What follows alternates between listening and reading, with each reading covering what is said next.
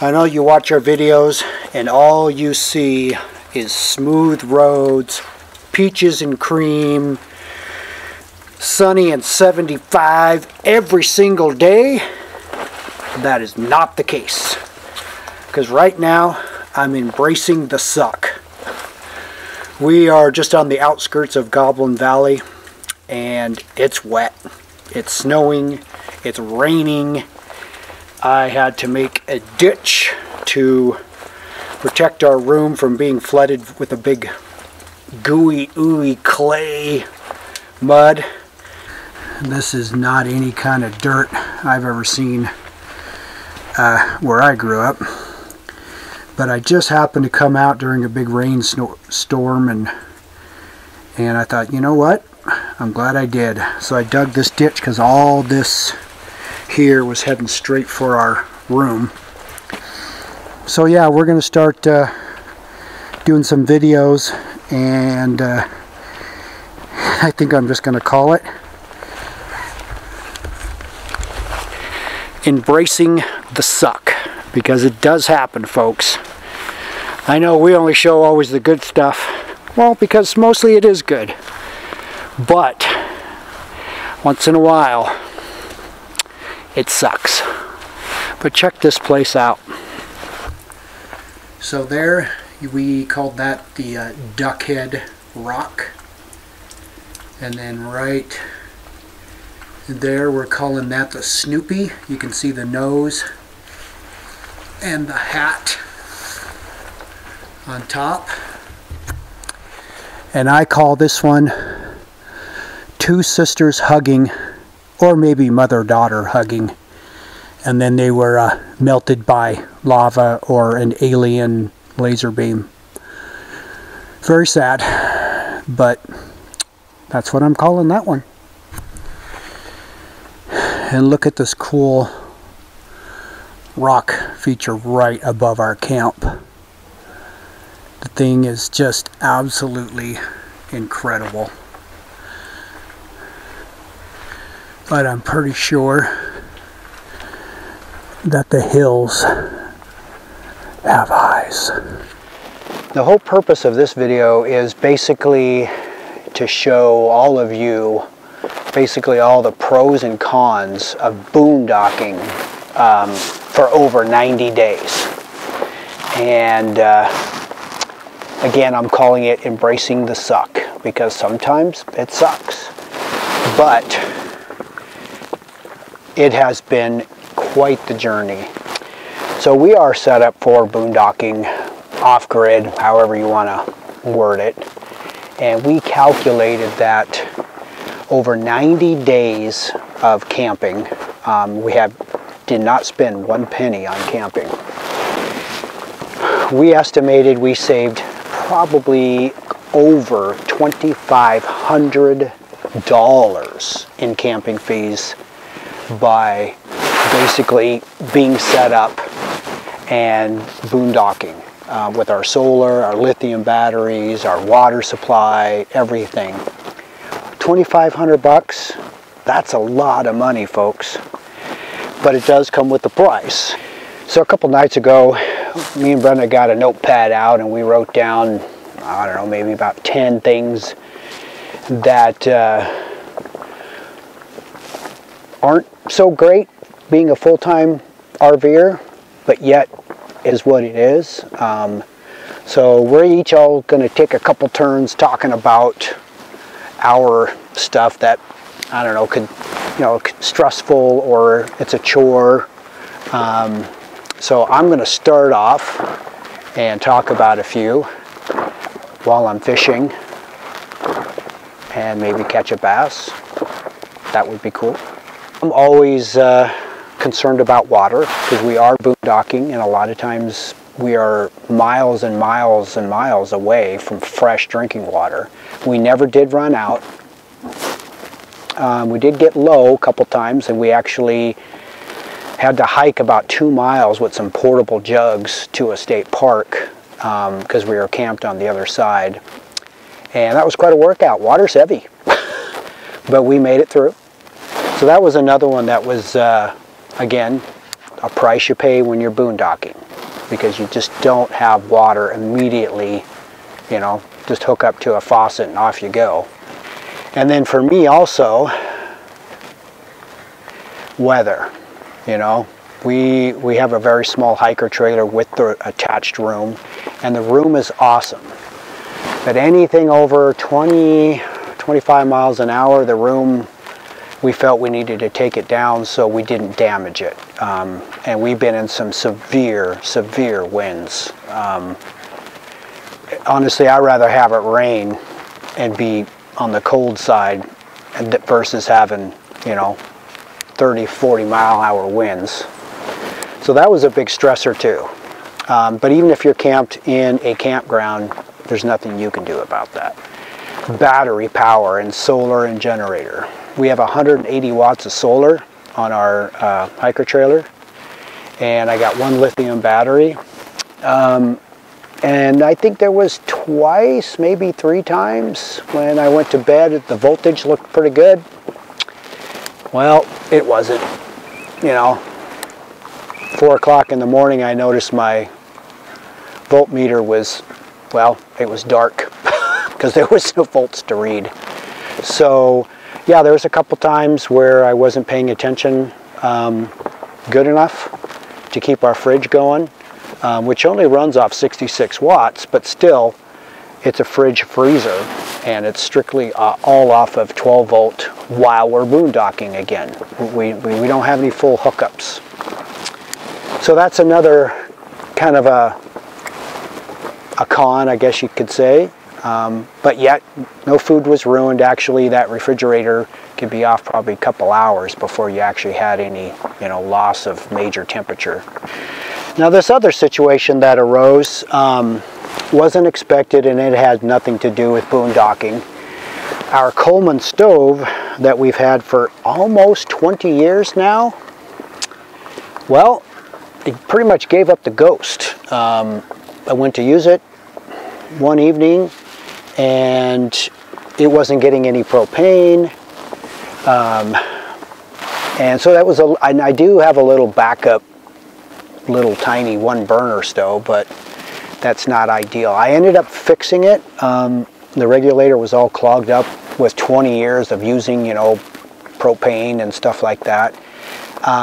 So when we were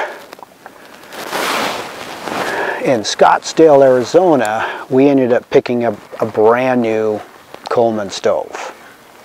So again, after 20 years, you know, that one kind of just quit working, and you know, that you got to cook. You know, we didn't have a lot of open fires because of wind and weather. So that was our main cooking thing. So ended up buying a new stove after 20 years. Well, that was my portion of the embracing the suck. But guys, I'm going to let Brenda talk now, and she's going to talk about some of the things that really stressed her out, or, you know, just didn't make you very happy. But the bottom line, everything comes with a price. And like I said at the beginning, we saved well over $2,500 in camping fees so we can boondock. And you know what? I'll do it again and again and again. Because that's a lot of money. And I got to tell you, even though things did not go our way, you know, certain times, it makes a really good story. You know, Brenda's going to talk about the story where she gave me a choice to either drive 120 miles or 62 miles, and it was a 2-minute difference on Google Maps on how, you know, how far away. And of course, why would I want to drive 120 when I can drive 60?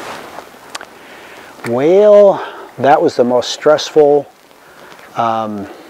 mistake, and like I said, I'm the one that chose the route, but we're going to let her talk about that.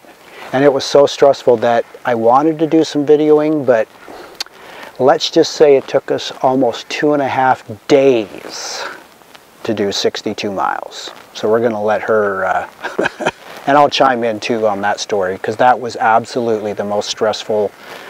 But yet we camped in the middle of the Arizona desert that was, the views and the sunrises and the sunsets were phenomenal. So even though it sucked and it ended up being fine, you know, a few extra scratches on the truck that still irritate me, but that's what it is. So we're going to let her take over from now and finish the embracing the suck. Hey everybody, so yeah, as Rich was talking about, the Google Maps is something that you want to be really careful with. We have found that it does misdirect you a little bit now and then, as I'm sure most people are aware of. But we did find ourselves in a bit of a predicament on our first time out to Alamo Lake.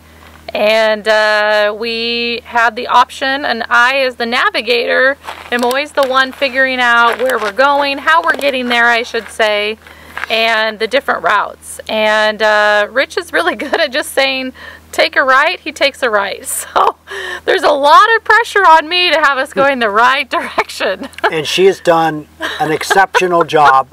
And like I said, I want to state right now, she gave me the choice. Totally, and yeah. And I have chosen unwisely. Yeah, so I pulled up on the map, and you know how Google Maps always gives you 2 different routes, if not 3 or 4, that says this is the best route, but there's this route or this route.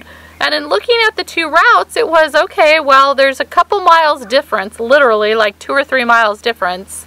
But the time difference was huge. It was half the time to go around this other way. And not wanting to be the only one on the chopping block for that, I looked at Rich and said, okay, you see what I see. Let's make a decision together. He says it was his decision. It really did come down to Rich saying, you know what, this is the route I want to go. And I said, you know what, I agree. So it was both of us making that decision. So let's reconfirm. One was 120 miles and the other was 2 hours and 38 minutes. Yeah. One was 62 miles and 2 hours and 42 minutes. Yeah. So literally a couple minutes difference. But so half the miles. And when you're talking about gas and time, it was, yeah, it made better sense. So we started heading off on this other route, and the road gets narrower and narrower. It's more wishy-washy. It's more pivoted. It gets worse and worse. And as we're going along, it's like, should we turn around? It's like, no. You know, this is the shorter route. Yes. So we did end up staying. We did stay the course, and you know, there's a certain point where you go, shouldn't be doing this. I don't think this is the right way, but we did not trust our gut on that, and we should have. And we won't ever do that again. We'll trust our gut. By the time we were questioning ourselves, we were already pot committed. 1 bar of service, and we were closer to our destination versus turning around and going back. And what we've already went through, we did not want to go through again. In reverse. Because guys, it was pretty treacherous. We were literally building bridges to get the truck and trailer on this road. And then I started noticing the truck tracks were gone, and all the tracks that were on this so-called road were side-by-side tracks. There was no truck tracks. And again, it was very stressful, but we made it. It took instead of 2.5 hours getting to the lake, it took us 2.5 days to get to the lake. 62 miles. Seriously, we're not exaggerating. We spent 2 nights in the desert. We were totally safe. We knew exactly where we were. There was no time when we were not in a safe situation. Plenty of food, plenty of water. It was just a time situation. And yeah, we pushed ourselves a little bit. The second day we went 8 hours and about 10 miles. And we didn't stop for lunch. We just kept going. And it was like, literally I was just walking along behind with the tracks and making bridges, and Rich was just low. Needless to say, long story short, It was exhausting. It was trying. We're still married, so that's great. But note to self, when Google Maps comes up and gives you that option, proceed with caution. Yeah. Pay attention to your gut and your mind and follow suit. That's really all we need to say about that, I think. Yep. Yeah. Yep. So one of the things that we ran into was we do a lot of dirt road driving. 9 times out of 10 when we're finding a spot to camp, it consists of going on dirt roads.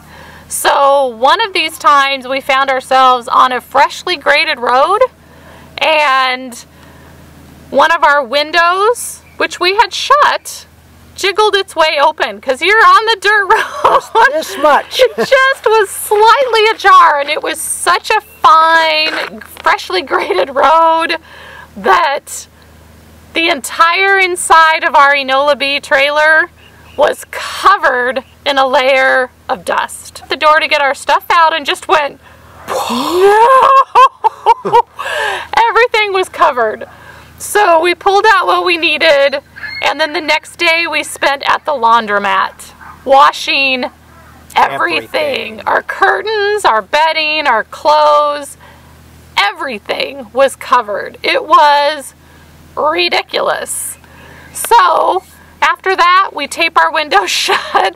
Even though I'm pretty sure they're fine, we do tape them shut outside and inside just to make sure that doesn't happen again, because that sucked. And we embraced it. What else?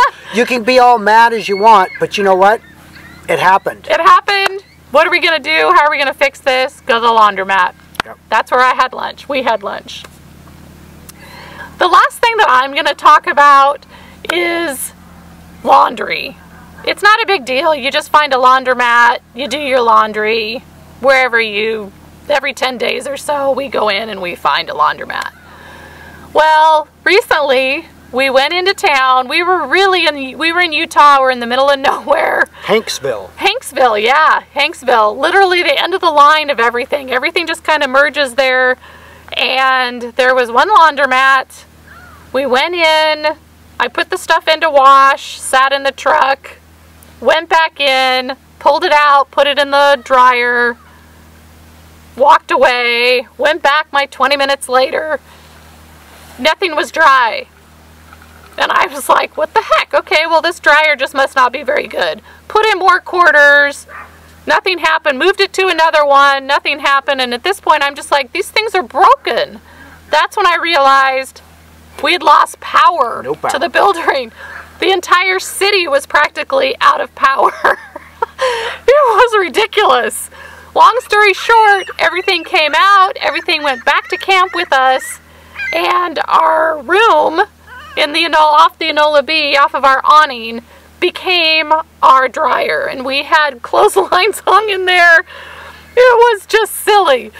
But we got everything dry. It took a couple of days to do so, and I lost all the quarters I was putting in the machine trying to get it to work before I realized it was out of power.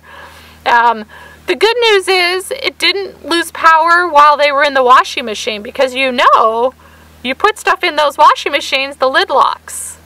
If you lose power, that lid, I'm pretty sure, is going to stay locked. So, or it would have been soaking, sopping wet, or full of soot. So we were very fortunate that I got it into a dryer first before power went out. But that was a huge frustration, but we got through it.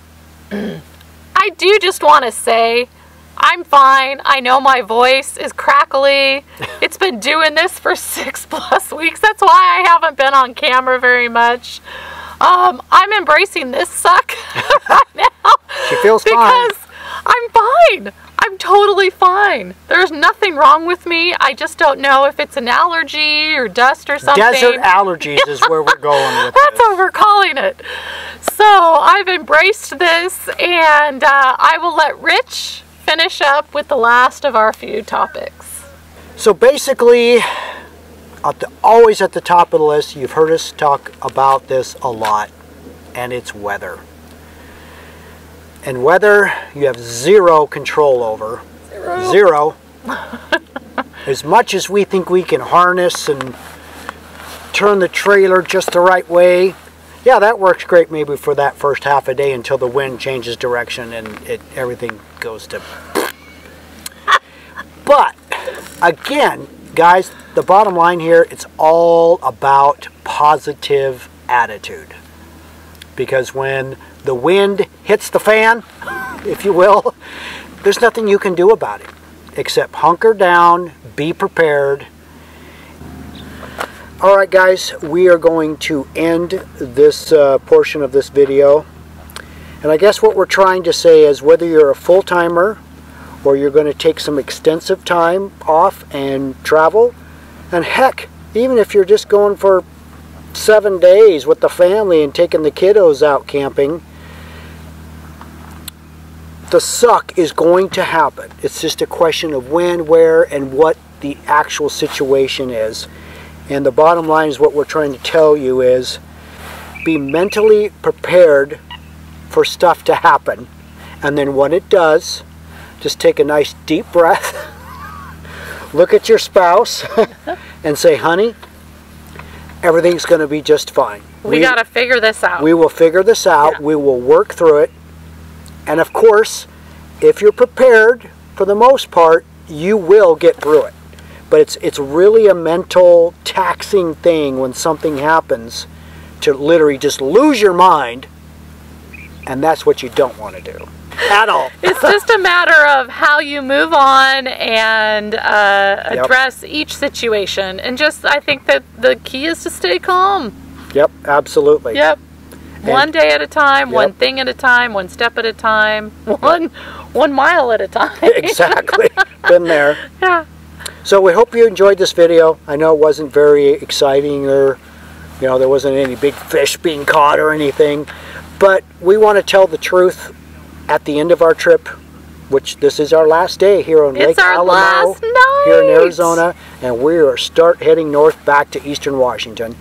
So we just want to indulge that it has been a fantastic journey. Absolutely. We have learned so much. But there were some bumps in the road also. So this is the whole point of this video. I hope you enjoyed it. And we are going to continue as the suck happens. I'm going to get this camera out more often. Yes. And show what can happen, whatever's going to happen. Right out, yep. And we will catch you guys down the road. Thank you very much for watching. Please subscribe, give us some thumbs up, and we will see you soon. Take care.